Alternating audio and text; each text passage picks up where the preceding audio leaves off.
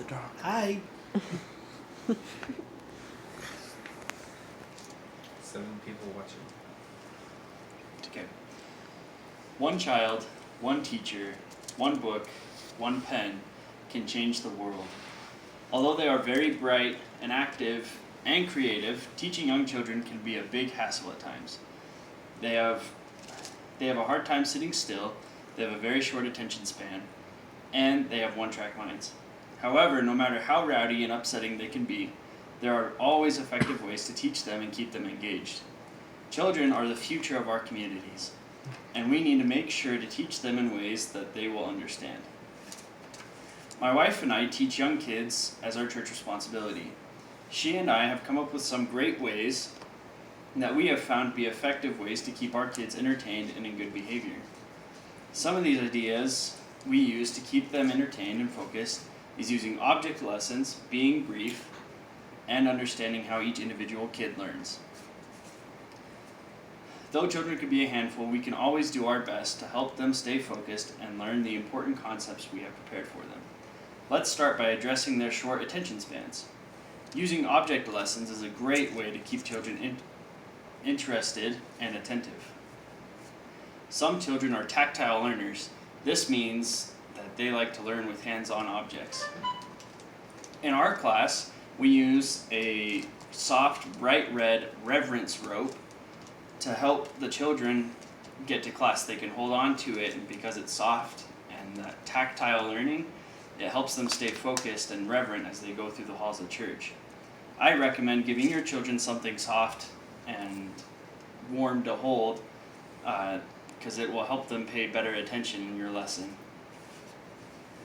Keeping the group together is also important. If one of the kids steps out of line, most of the other kids will also step out of line. My wife and I have problems with this in our class when kids want to share their own opinion. Other kids will also want to share their opinion, and we lose track of the lesson. To help this, we plan lessons that have to do with the topic at hand, and we try to stay on topic. Staying on topic is just as important as keeping everybody together. If you stay on topic, the kids will stay on topic with you. Another important thing to remember when planning lessons is to understand your audience and what interests them, and plan your lessons according to those interests and the things that help them understand. Sheena Gilmore, in her article, 5 Essential Tips for Teaching Young Children English, says, identify what interests them, and you will be able to grab and hold their attention. When my wife and I teach our class, we use stories about siblings, animals, or scenarios on the playground to help relate to the kids. This helps them pay attention and understand what is being taught. Another way to help kids learn is by rewarding them. From personal experience, I have learned that cookies and snacks are great motivators of good behavior. And though they are not the healthiest, my wife and I use stickers. At the end of our class, we'll give the kids a sticker if they've been good during our class. However, we need to be careful. Robin Grill, in her article titled Rewards and Praise, the Poison Carrot, says, when the little gold stars or jelly beans stop coming, the behavior we were trying to reinforce tends to peter out. If we overuse the rewards and gifts that we have for our kids, they will the novelty of it all will wear off, and we'll lose that good behavior we've been trying to reinforce in our kids. So my wife and I, we tend to limit our snacks that we give to our kids. For example, what we use is a 3-week system. If they have good behavior 3 weeks in a row, then the following week we will bring snacks to them, and that way they have something to look forward to and a motivator to stay to have good behavior. When planning lessons, it's not only important to have object lessons, but it's also a good idea to plan multiple shorter lessons.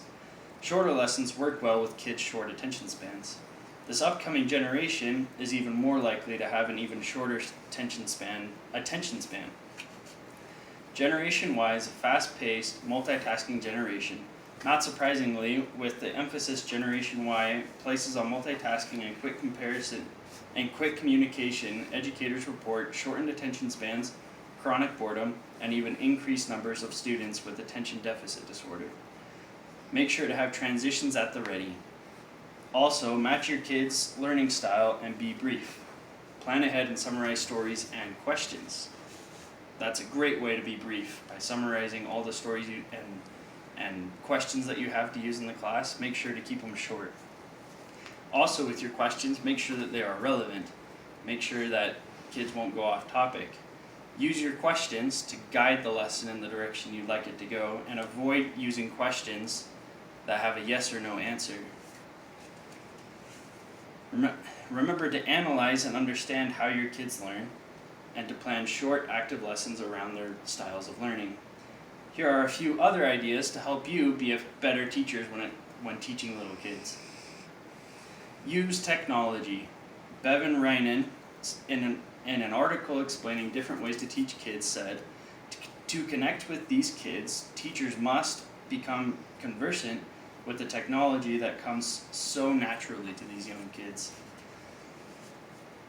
Also, use terminology that is easy for kids to understand. Avoid using big words, and if you need to, make sure to have a definition ready so that you can help them understand what you're saying. Ask questions, and then always ask questions to check for understanding. It's important to make sure that your kids are understanding what you're learning, and if they aren't, you need to go back and review what you have taught so that they do understand what you've said. And lastly, plan a recap of the lesson. Review what you taught.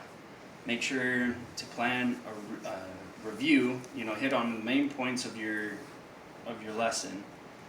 And again, ask questions to make sure people understood what you were teaching. Young children are hard to teach, yes, but once we have prepared enough to teach them with short, precise lessons, we can achieve great results.